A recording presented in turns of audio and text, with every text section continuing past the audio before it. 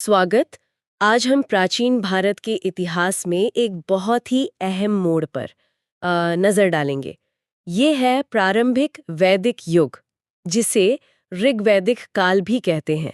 मतलब लगभग 1500 से 1000 ईसा पूर्व का समय। जी हाँ। माना जाता है कि ये वो दौर है जब आर्य भारत आए और यहाँ एक कह सकते हैं नई संस्कृति की शुरुआत हुई। बिल्कुल। और इस युग को समझने का हमारे पास जो मुख्य स्रोत है वो है ऋग्वेद। तो चलिए इस दौर की परतें खोलते हैं, इसकी गहराई में उतरते हैं। बिल्कुल। और ये समझना भी जरूरी है कि सिंधु घाटी सभ्यता के बाद भारतीय उपमहाद्वीप में ये अगला बड़ा सांस्कृतिक फेज था।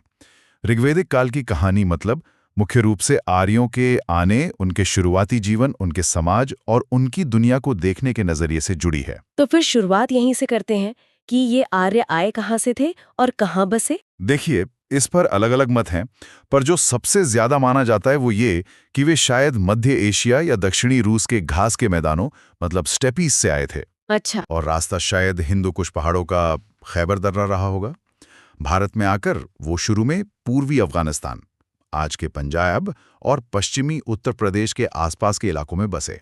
हम्म। इसी इलाके को ऋग्वेद में सप्त सिंधु कहा गया है, यानी 7 नदियों की धरती। 7 नदियाँ? कौन सी? हाँ, इसमें सिंधु, सरस्वती और पंजाब की 5 नदियां जेलम, चिनाब, रावी, ब्यास, सतलज ये सब शामिल थी। बल्कि ऋग्वेद में तो काबुल जैसी अफगान नदियों का भी जिक्र है, जैसे कुभा नदी। अच्छा। और ऋग्वेद, जिसे आपने कहा कि इस काल का आईना है, इसकी क्या खासियत है? जी, ऋग्वेद तो सबसे पुराना वेद है और आपको पता है यूनेस्को ने इसे विश्व धरोहर भी माना है। हाँ बिल्कुल। इसमें 10 मंडल हैं और 1028 सूक्त। ये सूक्त असल में देवताओं की तारीफ में, उनकी स्तुति में रची गई प्रार्थनाएं हैं, अग्नि, इंद्र, वरुण जैसे देवताओं की। पर यहाँ एक बहुत दिलचस्प बात है। क्या? ऋग्वेद की जो भाषा है वैदिक संस्कृत, और कई सारे रीति रिवाज जैसे अग्नि पूजा या सोम पीने की रस्म, घोड़ों का महत्व, हाँ। ये सब चीजें प्राचीन ईरानी ग्रंथ जिंद अवेस्ता से काफी मिलती जुलती हैं। अच्छा, ये तो वाकई दिलचस्प है। हाँ, ये दिखाता है कि शायद उनकी जड़ें एक ही थीं, मतलब कोई साझा इंडो ईरानी या इंडो यूरोपीय विरासत रही होगी। ये कनेक्शन सोचने लायक है। अच्छा, अब अगर हम उनके समाज की तरफ देखें, तो उस समय का राजनैतिक और सामाजिक ढांचा कैसा था? राजा, सभाएं? देखिए, समाज मूल रूप से कबीलाई था। कबीले को जन कहते थे और उसका जो मुखिया होता था वो राजन कहलाता था। राजन को गोपति भी कहते थे। गोपति मतलब गायों का रक्षक? बिल्कुल। इससे ही अंदाजा लगता है कि गाय कितनी अहम रही होगी उनके लिए। सही बात है। राजन का पद ज्यादातर तो वंशानुगत था, खानदानी, पर कहीं-कहीं कबीले की आम सभा, जिसे समिति कहते थे, उसके जरिए चुनाव के भी संकेत मिलते हैं। अच्छा, यानी पूरी तरह तानाशाही नहीं थी? नहीं, ऐसा लगता है सलाह मशवरे के लिए सभा भी थी, जिसमें शायद बड़े बूढ़े या खास लोग होते थे, और एक विदित नाम की संस्था का भी जिक्र है, जो शायद सबसे पुरानी सभा रही होगी। और एक खास बात ये भी है कि स्त्रियां भी सभा और विधित में हिस्सा ले सकती थीं। क्या बात है! ये तो बाद के जमाने से काफी अलग है। जी हाँ। और प्रशासन में पुरोहित और सेनानी ये राजा के मुख्य अधिकारी होते थे। और हाँ, वो मशहूर दशराज्य युद्ध यानी 10 राजाओं की लड़ाई, हाँ, सुना है उसके बारे में। वो भी इसी दौर में परुष्णी नदी यानी आज की रावी नदी के किनारे लड़ा गया था। आपने औरतों की बेहतर स्थिति की बात की, ये वाकई ध्यान देने लायक है। सामाजिक ढांचे और ये जो वर्ण व्यवस्था है, उसके बारे में क्या पता चलता है? देखिए, समाज तो पितृसत्तात्मक ही था, पिता ही परिवार का मुखिया होता था। पर जैसा मैंने कहा, महिलाओं का दर्जा बाद के युगों के मुकाबले कहीं बेहतर था। उन्हें शिक्षा का अधिकार था, सभाओं में बोलने का हक था। घोषा, अपाला, लोपामुद्रा जैसी कई विदुषी महिलाओं के नाम मिलते हैं, जिन्होंने ऋग्वेद के बुद्ध सूक्तों की रचना भी की। वाह। विधवा विवाह, जिसे नियोग कहते थे, उसकी भी इजाजत थी। जहां तक वर्ण व्यवस्था की बात है, तो उसका बहुत ही शुरुआती रूप दिखता है। शुरुआती रूप मतलब ये कि वो जन्म पर आधारित न होकर कर्म पर, यानी कौन क्या काम करता है, उस पर आधारित थी, और काफी लचीली थी। अच्छा। हालांकि ऋग्वेद का जो 10वां मंडल है, जिसे मानते हैं कि बाद में जोड़ा गया, उसमें एक पुरुष सूक्त आता है। हाँ, पुरुष सूक्त। उसमें पहली बार 4 वर्णों का जिक्र है, ब्राह्मण, क्षत्रिय, वैश्य, शूद्र, और उन्हें एक विराट पुरुष के अलग अलग अंगों से पैदा हुआ बताया गया है। तो ये दिखाता है कि धीरे धीरे ये व्यवस्था शायद थोड़ी सख्त हो रही थी या उसे एक सैद्धांतिक आधार दिया जा रहा था। समझ गया। तो समाज और राजनीति तो समझी, पर ये लोग अपना गुजारा कैसे करते थे? अर्थव्यवस्था किस चीज पर टिकी थी? उनकी अर्थव्यवस्था का जो मुख्य आधार था वो था पशुपालन। पशु ही उनकी सबसे बड़ी दौलत थी। खासकर गाय। हाँ, खासकर गाय।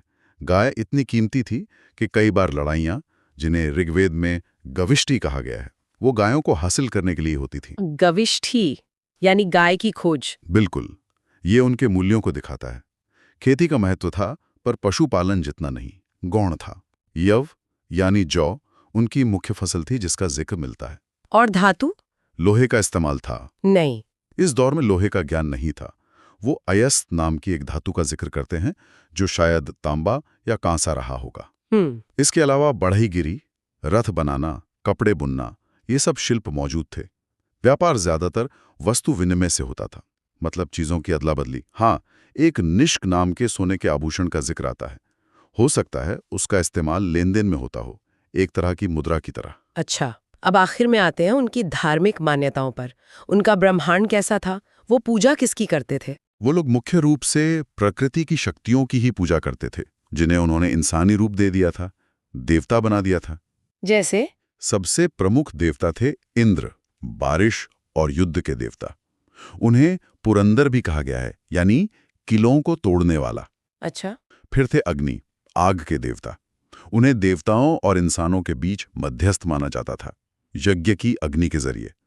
और वरुण थे, जो नैतिक व्यवस्था, जिसे ऋत कहते थे, उसके संरक्षक माने जाते थे। ऋत? जी। इसके अलावा सोम, जो एक खास पौधा और उससे बनने वाले पेय के देवता थे, और उषा यानी भोर की देवी, इनका भी जिक्र है। और पूजा कैसे करते थे? मंदिर वगैरह थे? नहीं, इस काल में मूर्ति पूजा या मंदिर बनाने का कोई प्रमाण नहीं मिलता। पूजा का मुख्य तरीका था प्रार्थना करना और यज्ञ करना, जिसमें देवताओं को आहुतियां दी जाती थीं। तो अगर हम संक्षेप में देखें तो ऋग्वैदिक काल एक बड़ा ही डायनामिक, हलचल वाला दौर था। आर्यों का आगमन हुआ, सप्त सिंधु में वो बसें, ऋग्वेद जैसे महान ग्रंथ की रचना हुई, समाज कबीलाई था, अर्थव्यवस्था पशुओं पर आधारित थी और धर्म प्रकृति पूजा पर केंद्रित था। यही हमें बाद के भारतीय समाज, धर्म और दर्शन की शुरुआती जड़ें दिखाई देती हैं। बिल्कुल, और ये सोचना भी कितना दिलचस्प है कि कैसे इस शुरुआती और तुलनात्मक रूप से देखें तो सीधे साधे समाज और संस्कृति से धीरे धीरे कैसे बाद के वैदिक काल में ज्यादा जटिल सामाजिक संरचनाएं बनी, बड़े राजतंत्र उभरे, वर्ण व्यवस्था और गहरी हुई, और फिर उपनिषदों जैसे गूढ़ दार्शनिक विचार सामने आए। ये पूरा सफर ही अपने आप में एक कहानी है। नमस्कार। आज हम भारतीय इतिहास के एक बहुत ही अहम मोड़ पर बात करने वाले हैं, उत्तर वैदिक काल। ये वो समय है मोटे तौर पर 1000 ईसा पूर्व से लेकर 600 या कहें 500 ईसा पूर्व तक का। हाँ, और इस दौर को समझने के लिए हमारे पास स्रोत भी काफी हैं। ऋग्वेद के बाद वाले ग्रंथ जैसे यजुर्वेद, सामवेद, अथर्ववेद, फिर ब्राह्मण ग्रंथ हैं जिनमें यज्ञों का विस्तार है, आरण्यक हैं, और उपनिषद भी जिनमें वो गहरी दार्शनिक बातें हैं। सही। तो आज इन स्रोतों के आधार पर हम यही समझने की कोशिश करेंगे कि जो पहले का वैदिक काल था, उसकी तुलना में इस उत्तर वैदिक काल में समाज, राजनीति, अर्थव्यवस्था, धर्म, मतलब इन सब में क्या बड़े बदलाव आए। बिल्कुल, ये जानना जरूरी है कि कैसे भारत के इतिहास की दिशा बदली। चलिए तो फिर शुरू करते हैं भूगोल और अर्थव्यवस्था से। आर्य कहाँ तक फैल गए थे इस समय? देखिए, इस समय तक आर्य पूर्व की तरफ बढ़ चुके थे। गंगा यमुना का जो उपजाऊ मैदान है, मतलब दोआब क्षेत्र, वहां तक उनका विस्तार हो गया था। अच्छा, और ये भौगोलिक फैलाव जरूरी था शायद अर्थव्यवस्था के लिए भी। हाँ, बिल्कुल, क्योंकि इसी के साथ ना अर्थव्यवस्था का जो आधार था वो बदल गया। पशुपालन तो था ही, पर अब कृषि वो मुख्य व्यवसाय बन गई, और इसमें लोहे का इस्तेमाल भी जुड़ा, जिसे कृष्ण अयस या श्याम अयस कहा गया है ग्रंथों में। लोहा।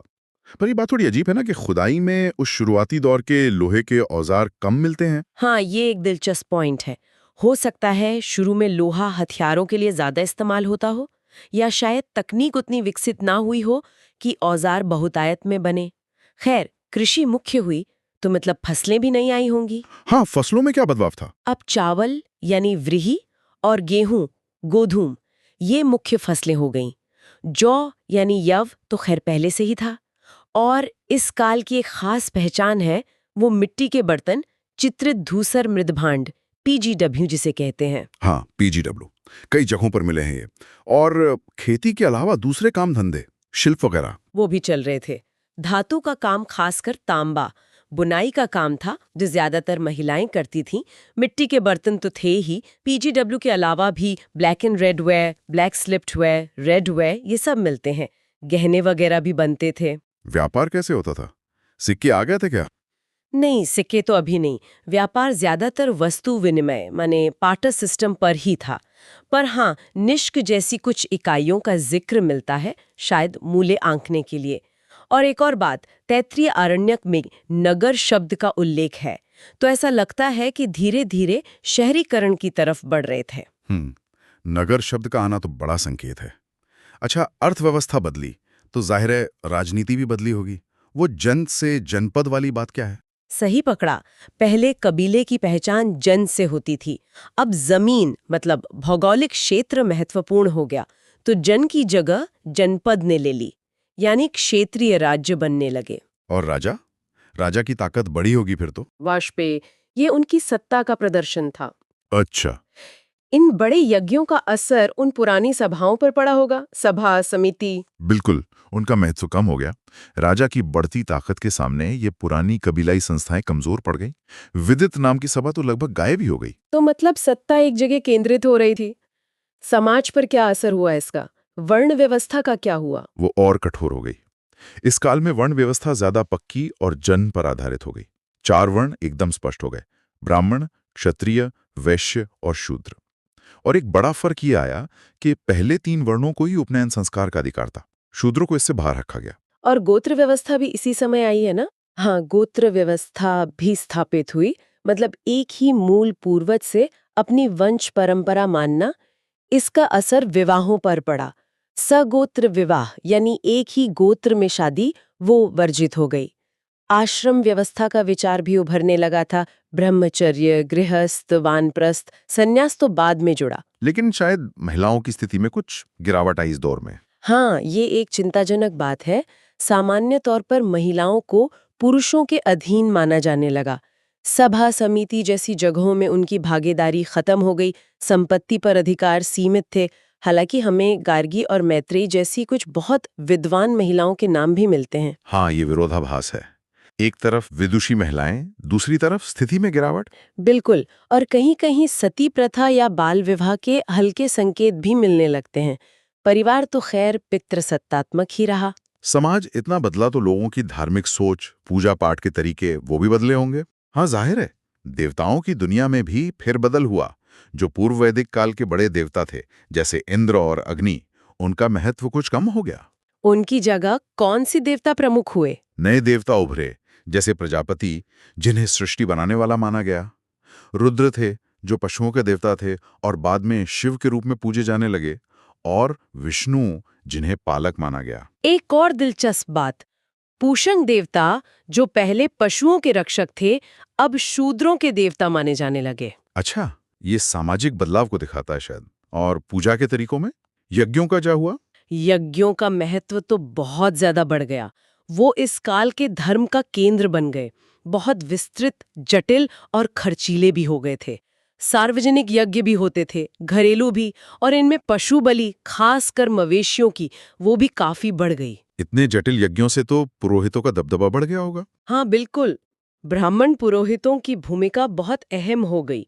यज्ञ करवाने के बदले उन्हें खूब दान दक्षिणा मिलती थी। गायें, सोना, कपड़े, घोड़े, यहाँ तक कि जमीन भी। समाज में उनका स्थान बहुत ऊंचा हो गया। लेकिन क्या इस कर्मकांड के खिलाफ कोई आवाज नहीं उठी? उठी। इसी काल के अंत में उपनिषदों में हमें ये प्रतिक्रिया दिखती है। उपनिषदों ने इन बाहरी यज्ञों और कर्मकांडों पर सवाल उठाए। उन्होंने कहा कि असली चीज ज्ञान है, आत्मा को जानना, ब्रह्म को जानना। ज्ञान मार्ग पर जोर दिया। तो संक्षेप में कहें तो उत्तर वैदिक काल एक बड़े बदलाव का दौर था। वो कबीलाई समाज अब एक स्थायी, खेती पर आधारित वर्ण व्यवस्था वाला समाज बन गया था। बिल्कुल, और इसी काल में वो नींव पड़ी जिस पर आगे चलकर बड़े बड़े राज्य, महाजनपद और साम्राज्य खड़े हुए।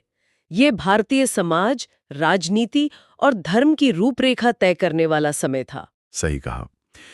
तो चलिए आज की चर्चा को यहीं विराम देते हैं, लेकिन श्रोताओं के लिए एक सवाल छोड़ जाते हैं। क्या ऐसा हो सकता है कि उत्तर वैदिक काल में जो ये वर्ण व्यवस्था इतनी कठोर हुई और यज्ञ कर्मकांड इतने जटिल और खर्चीले हो गए, उसी ने भविष्य में जैन धर्म और बौद्ध धर्म जैसे नए विचारों के उदय के लिए जमीन तैयार की? इस पर सोचेगा जरूर।